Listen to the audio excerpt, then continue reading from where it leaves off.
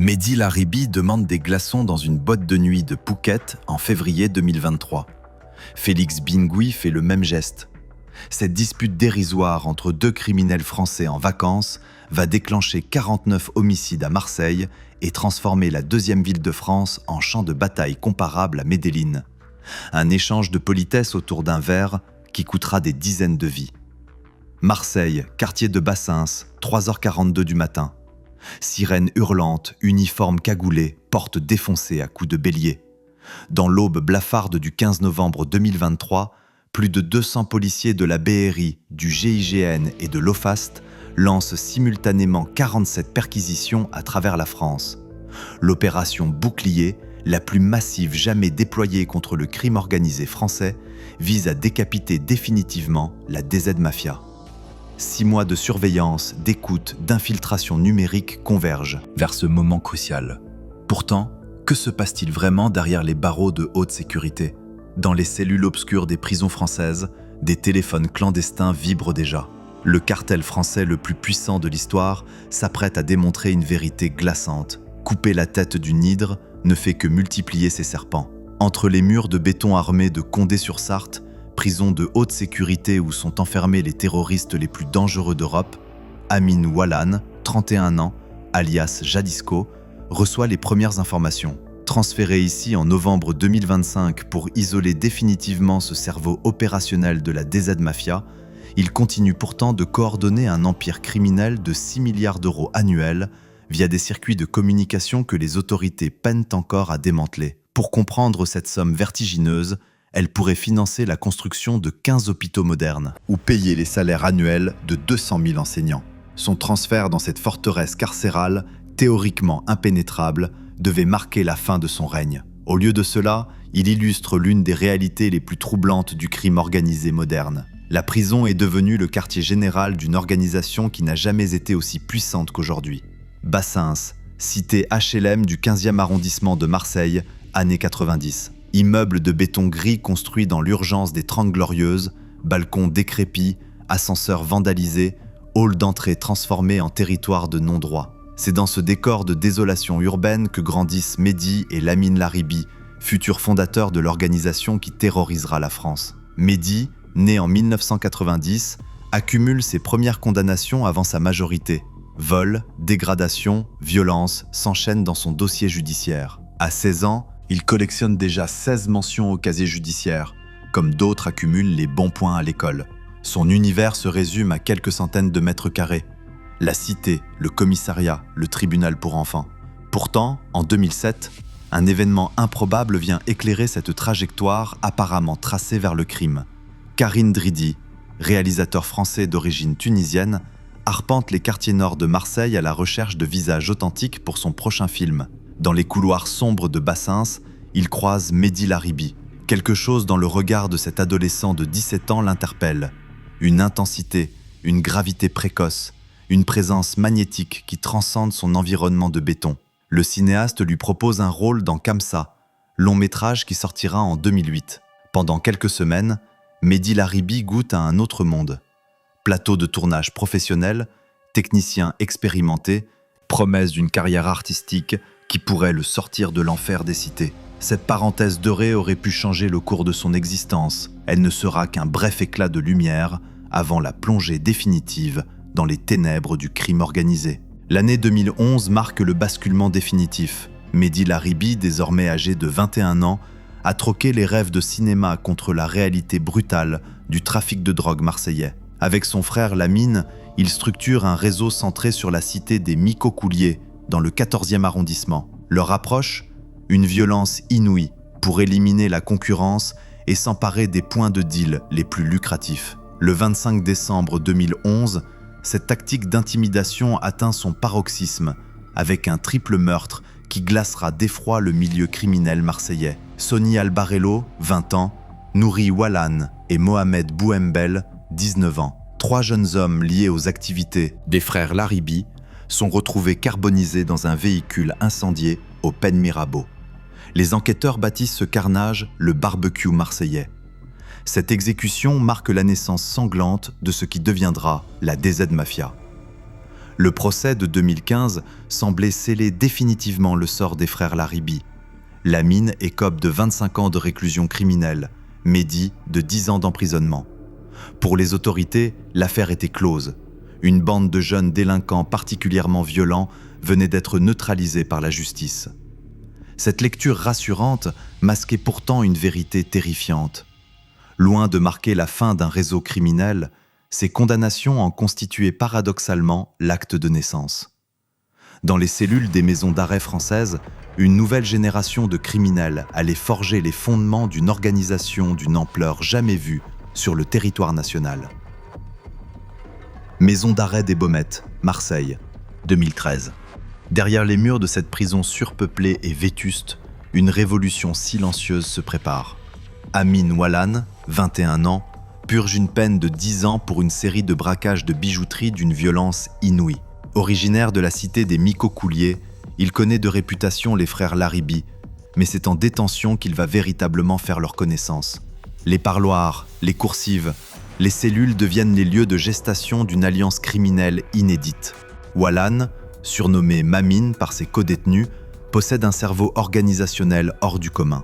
Là où ses prédécesseurs ne voyaient que coups de force et intimidation, il conçoit structure, hiérarchie, expansion territoriale méthodique. Cette rencontre entre la violence brute des Laribi et l'intelligence tactique d'Oualan va donner naissance au phénomène le plus inquiétant du crime organisé français contemporain. Madi Zerdoum, 34 ans aujourd'hui, alias La Brute, représente le troisième pilier de cette alliance carcérale mortelle. Issu de la cité Fontvert, il dirige déjà un groupe baptisé Cosa Nostra, référence provocante à la mafia sicilienne qui témoigne des ambitions de ces jeunes criminels français. En mai 2025, il sera condamné à 30 ans de réclusion pour une tentative d'assassinat à la cité paternelle en juillet 2021. Mais son influence sur le réseau demeure intacte depuis sa cellule. Gabriel Horry, 29 ans, dit Gabi, vient compléter ce triumvirat avec un profil atypique. Né à Niort, dans les Deux-Sèvres, loin des quartiers populaires marseillais traditionnellement associés au grand banditisme, il devient tueur à gages avant de se reconvertir en recruteur pour l'organisation naissante. Xavier Monnier, journaliste spécialisé du média Blast, résume cette mutation d'une formule saisissante. La DZ Mafia est née depuis la prison et est majoritairement dirigée depuis la prison. Sur les 30 dirigeants identifiés par les services de renseignement français, 27 sont actuellement détenus dans diverses maisons d'arrêt et centres de détention. Cette statistique, à première vue encourageante pour les autorités, masque en réalité l'un des paradoxes les plus troublants de cette organisation. Elle n'a jamais été aussi puissante que depuis l'incarcération massive de ses cadres. 12 mars 2023, quartier Saint-Barthélemy, Marseille. Un corps calciné est découvert dans le coffre d'une voiture incendiée. Quelques heures plus tard, une story Snapchat va changer à jamais la perception du grand banditisme français. Matteo Farina, jeune tueur à gages de 19 ans suspecté de 6 meurtres en 3 semaines, publie sur son compte une vidéo revendication glaciale. Voilà la dernière étape pour tous les ennemis qui voudront essayer d'attaquer le pain de la DZ Mafia. Cette story, visionnée des milliers de fois avant sa suppression, marque la première revendication publique du cartel. Pour la première fois dans l'histoire du crime français, un réseau criminel assume publiquement ses actes avec les codes de la communication moderne. TikTok, Telegram, Instagram. La DZ Mafia investit massivement tous les réseaux sociaux fréquentés par les jeunes des quartiers populaires. Les vidéos de recrutement se multiplient, mettant en scène des adolescents en survêtement de marque, exhibant des liasses de billets et des armes de guerre. Le message est simple et terriblement efficace. Rejoindre le cartel, c'est accéder immédiatement à la richesse et au respect. Cette propagande numérique produit des effets dramatiques sur le terrain. Selon les données du parquet de Marseille, 80% des 49 homicides liés au narcotrafic en 2023 impliquaient des tueurs jeunes et inexpérimentés, souvent recrutés via les réseaux sociaux. Quelques jours seulement avant de passer à l'acte. Point de deal de la Castellane, cité emblématique du nord de Marseille, 6h30 du matin. La journée commence par un ballet minutieusement orchestré. Arrivée des charbonneurs, ces vendeurs de rue qui écoulent la marchandise, positionnement des guetteurs aux entrées de la cité mis en place des rouleurs chargés du découpage des doses. Cette organisation, dupliquée dans des dizaines de points de vente à travers la France, génère, selon le ministre de l'Intérieur Gérald Darmanin, un chiffre d'affaires astronomique. 6 milliards d'euros annuels en liquide. La Castellane, cœur économique historique du cartel, rapporte à elle seule entre 30 et 40 millions d'euros par an, selon les estimations de la commission d'enquête sénatoriale. 2 fours de cette seule cité ont généré 11 millions d'euros en 2022. Le cartel fonctionne désormais comme une véritable entreprise, industrielle, avec ses départements spécialisés et sa hiérarchie managériale stricte. Les charbonneurs de base perçoivent entre 100 et 300 euros par jour, salaire attractif pour des jeunes sans qualification dans des zones où le taux de chômage dépasse souvent 40%. Cette grille salariale témoigne d'une professionnalisation poussée qui n'a rien à envier aux multinationales légales. Phuket, Thaïlande, février 2023. Dans ce décor de carte postale, une boîte de nuit huppée accueille la jet-set internationale. Et par un hasard du calendrier, 2 des criminels les plus recherchés de France. Mehdi Laribi, leader de la DZ Mafia, fraîchement libéré de prison, croise Félix Bingoui, alias le Chat, chef du clan rival Yoda. L'étincelle ? Un échange de glaçons qui dégénère en bagarre d'ivrogne. Ce qui aurait dû rester une altercation banale se transforme en casus belli entre 2 empires criminels. Dans les heures qui suivent, les téléphones s'activent entre la Thaïlande et Marseille. Les lieutenants reçoivent leurs ordres de guerre. Le clan Yoda contrôle depuis des années le point de deal de la Paternelle, cité du nord de Marseille réputée pour être l'un des plus lucratifs d'Europe. Avec un chiffre d'affaires estimé entre 50 et 80 millions d'euros annuels, ce territoire représente un enjeu géostratégique majeur pour la DZ Mafia en pleine expansion. Mars 2023, les premiers coups de feu éclatent dans les rues marseillaises. Ce qui commence comme un règlement de compte traditionnel évolue rapidement vers une guerre ouverte d'une intensité inédite. Les armes utilisées témoignent de l'escalade militaire. Fusils d'assaut Kalachnikov, pistolets automatiques, grenades défensives dérobées dans des arsenaux militaires. En 2023, cette guerre produit un bilan effroyable. 49 homicides liés au narcotrafic. À Marseille, 73% des assassinats attribués directement à ce conflit. 123 blessés, 7 victimes mineures. 2 octobre 2024, quartier de la Belle de Mai, Marseille. Un chauffeur VTC de 36 ans, père de famille sans histoire, termine sa journée de travail quand des coups de feu retentissent. 3 balles l'atteignent à la tête et au thorax. L'enquête révèle rapidement l'identité du tueur. Un collégien de 14 ans à peine, encore inscrit au club de foot du quartier, recruté via Snapchat 5 jours plus tôt par un intermédiaire de la DZ Mafia. Rémunération promise, 10 000 euros. Selon les statistiques du parquet de Marseille, 11% des personnes mises en examen pour faits liés au narcotrafic en 2023 étaient mineures, tandis que 51% avaient entre 18 et 21 ans. Cette jeunesse délinquante, massivement issue des quartiers populaires, délaissés, constitue désormais le vivier principal de recrutement des organisations criminelles. 15 novembre 2023, 3h42 précises.